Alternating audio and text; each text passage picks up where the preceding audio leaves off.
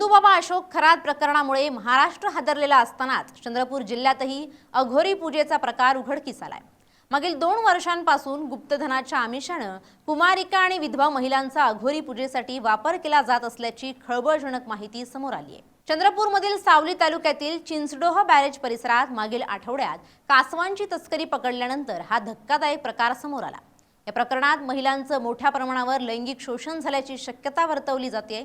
सावली वनपरिक्षेत्रातील कर्मचाऱ्यांनी 12 एप्रिल रोजी 3 दुचाकींवरून 2 जिवंत कासवांची तस्करी करणाऱ्या 6 जणांना अटक केली। गंगाधर बुरांडे, मोरेश्वर देवतळे, ओम शिंदे, हेमचंद शेंडे, धवल वैलादी आणि राजेंद्र दिवसे अशी या आरोपींची नावे आहेत। आरोपींचे मोबाईल तपासले असता वन अधिकाऱ्यांना जबर धक्का बसला। या मोबाईलमध्ये वन्यजीव तस्करीसोबत अघोरी पूजेचे अत्यंत किळसवाणे व्हिडिओ आणि चॅटिंग आढळले। स्मशानभूमीत मध्यरात्री केलेल्या अघोरी पूजेचे व्हिडिओ चित्रीकरण, घुबड आणि कासवांचे फोटो तसंच अनेक तरुण मुली आणि विधवा महिलांचे फोटो, त्यांच्या जन्मकुंडल्या आणि इतकंच नव्हे तर त्यांच्या खासगी अवयवांचे फोटोही हाती लागले। काही महिलांच्या मासिक पाळीच्या तारखांची नोंदही आरोपीने ठेवली होती। त्यामुळे या प्रकरणाचं गांभीर्य अधिकच वाढलंय। प्रकरणी सुरुवातीपासून सांगायचं म्हणजे 12 एप्रिल रोजी आमचे वन्यप्राणी कासव आणि घुबडाची तस्करी होत असल्याबाबत, तस्करी आणि वाहतूक होत असल्याबद्दल आम्हाला माहिती मिळाली। त्यावरून आम्ही सापळा रचला। याबाबत तसं आम्हाला मागील वर्षभरापासून थोडी माहिती मिळाली होती की कासव आणि घुबडांचा अवैध व्यापार होतोय वाईट चुकीच्या कामासाठी। म्हणून 12 तारखेला सापळा रचला असता 6 आरोपी आणि त्यांच्या 3 मोटरसायकलने 6 आरोपी होते। त्यांच्यासोबत 2 कासव वाहतूक करत होते। तेव्हा आम्ही चिंचडोह बॅरेजच्या परिसरामध्ये रंगेहात पकडलं।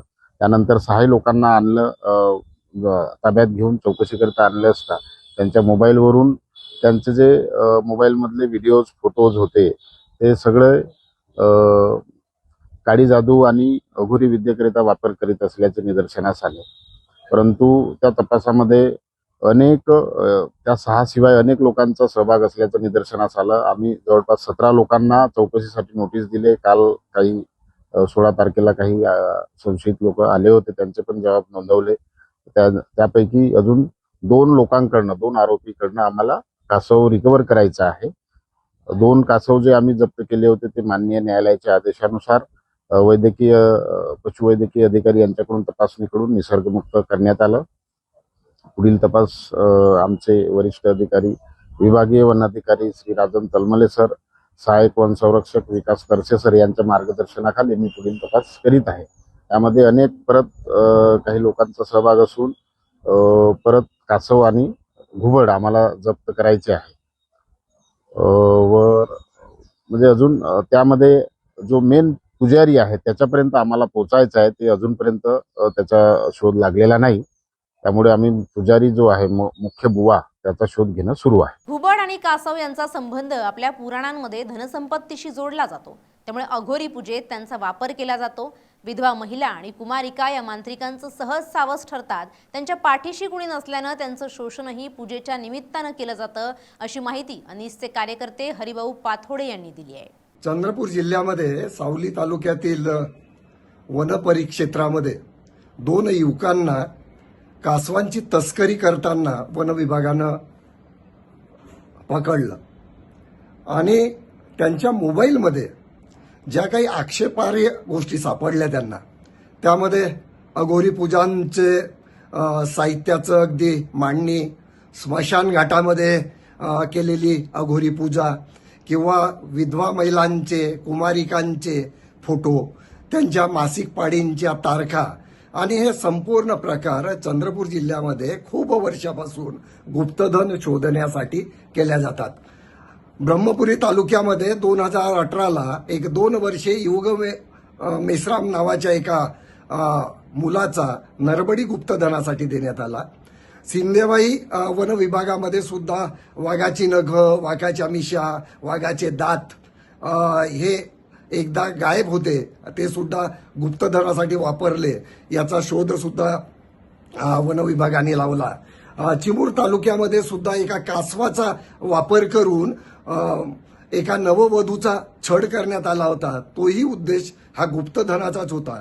असे अनेक प्रकार चंद्रपूर जिल्ह्यामध्ये गुप्तधनाच्या पोटी ह्या टोळ्या करत असतात. त्यांच्या मागे फार मोठी मोठी लोक सुद्धा असतात.